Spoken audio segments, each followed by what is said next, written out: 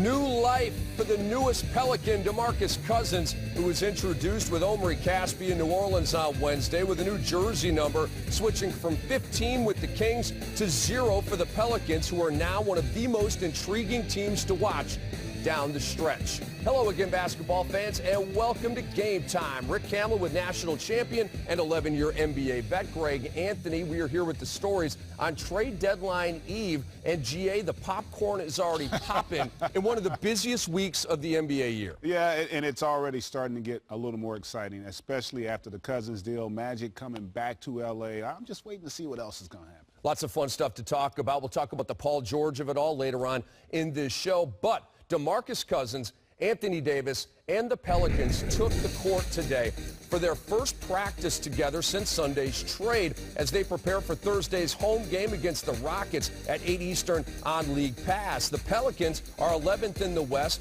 but just 2.5 games behind 8th place Denver. Here's DMC and AD from Wednesday. You know, it's been an emotional roller coaster. Everything happened so quickly.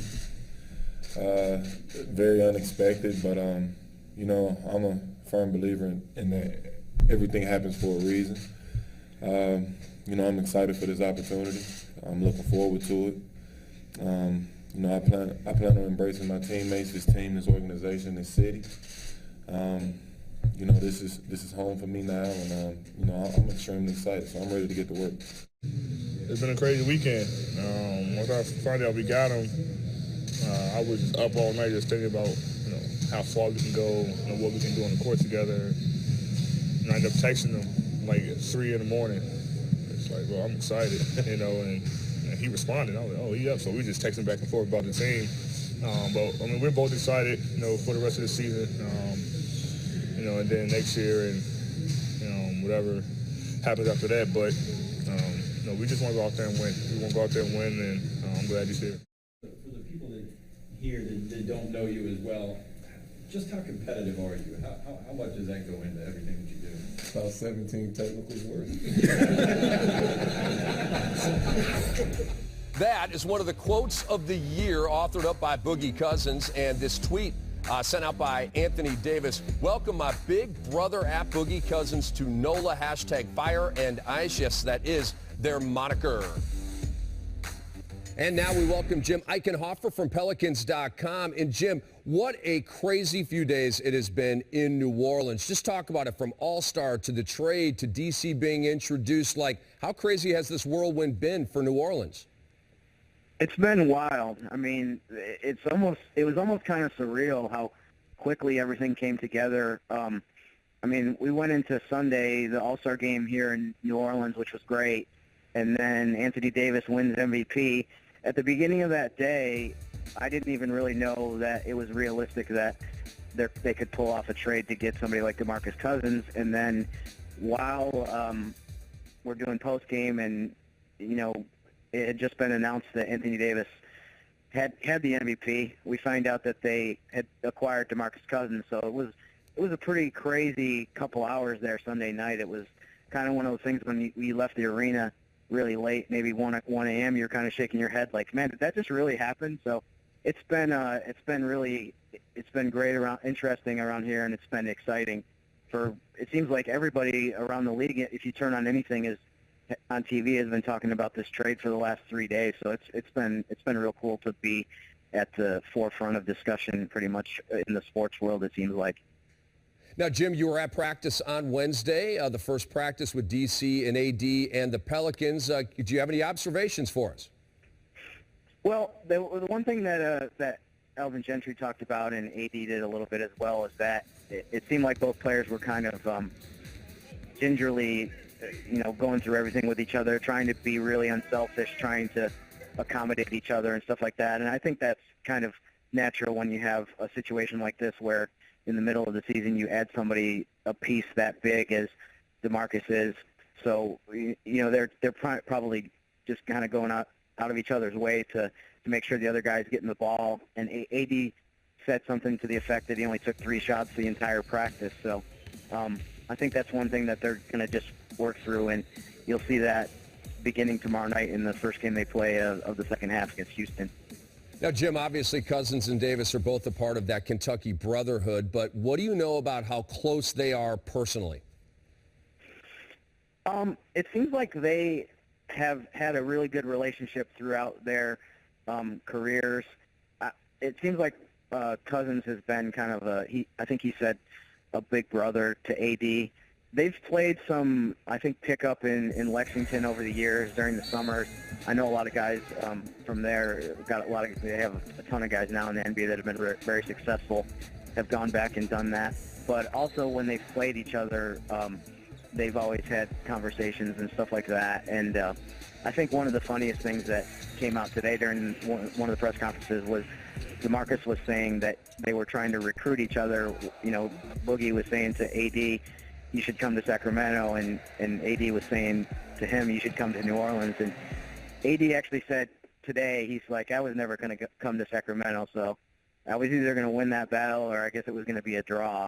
So, but they've definitely been they have a lot of respect for each other, and I think they both just recognize how great the other player was, and they've gone head to head so much, obviously, with them both being in the Western Conference over the entirety of Anthony Davis's career.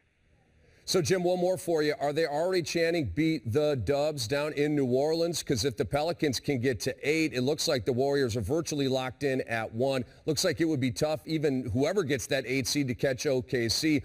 Is the Pelican fan base kind of already looking ahead to a 1-8 Warriors and Pelicans?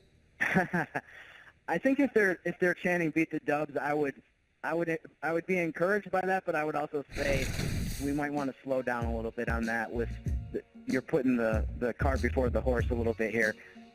But I think whether it's way too early to say, like, okay, if you play Golden State, you know, what are your chances of giving them a good series or, God forbid, beating them? But I think right now, I think there's a lot of people that would love to see that happen, regardless of what the final outcome is. I know, you know, people would say Golden State's one of the historically great teams, what they've done the last couple of years, so people wouldn't give New Orleans much of a shot to win the series, which is totally understandable. But regardless of that, I think it would be so compelling and so much fun, I think, for basketball fans to watch that series happen. But it's going to take a good stretch of the last 25 games for New Orleans to even get in the playoffs. So I think it's a little too early to start talking about a Pelicans-Warriors series as much as I would like to see that. Yeah, good point. Denver and Portland's like, hey, wait a second. We're in this thing, too. Jim, we really appreciate the time. Congrats on the busyness. I mean, this is why we are in this business, is stuff to happen like this. And we appreciate your time. Great stuff, and we'll talk to you down the line. Thanks a lot, Rick. Yeah, you said it. It really does remind you of how good you have it to have a job like this, just to see all the excitement and just to see how excited the city is about the team the last few days. All right, so obviously some great intel there from Jim Eichenhofer. And GA, talk to me about on-court chemistry between DeMarcus Cousins and Anthony Davis. How is it going to work? I think it'll be fine, in part because they do play different positions, but more importantly, they're both high IQ players and both really good passers, particularly DeMarcus. I don't think he gets enough credit for how good a passer of the basketball he is.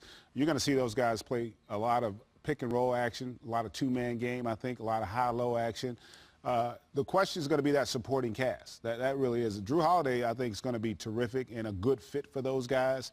But listen, you're talking about they have arguably the best center and power forward in the game on the same team. And I think that Drew is going to be important for them because, you know, he's a guy that can score it, but he's a willing passer.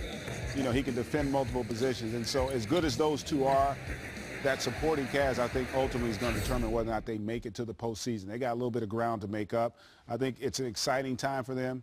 I think they want to be somewhat patient, but let's be real. They don't have a ton of time to get it together if they want to make that push for the postseason. And you mentioned how great they are, maybe the best 4 or 5 combo in the NBA. There have been 4 teammates that have gone 20-10 in the same year on the same team since the merger in 1976, and obviously Cousins and AD are certifiable 20-10 guys, so that is a big, big stat. Now, talk to me about Alvin Gentry, and we all like his way and his manner with us, with the fans, obviously with players. How does he make this work? I think that part won't be hard because, you know, watching a lot of film of both, they do run similar stuff.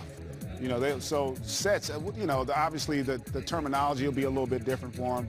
So they're going to have to work that aspect out. But they'll keep things simple. And again, DeMarcus is the kind of player, he's an offense unto himself because you can run your offense through him. He's going to command a double team. As I said, he can pass the basketball. So all those things are going to benefit them. And let's face it, this is a team that offensively has struggled mightily.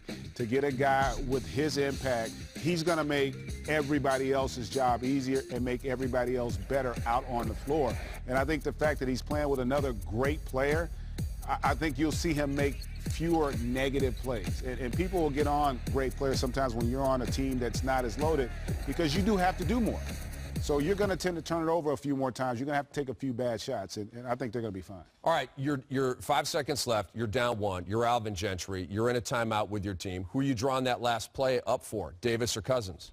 I would try to get it to Cousins on the block, first and foremost, because I think that's the higher percentage shot, and he is a guy that I don't think is guardable one-on-one on the low block.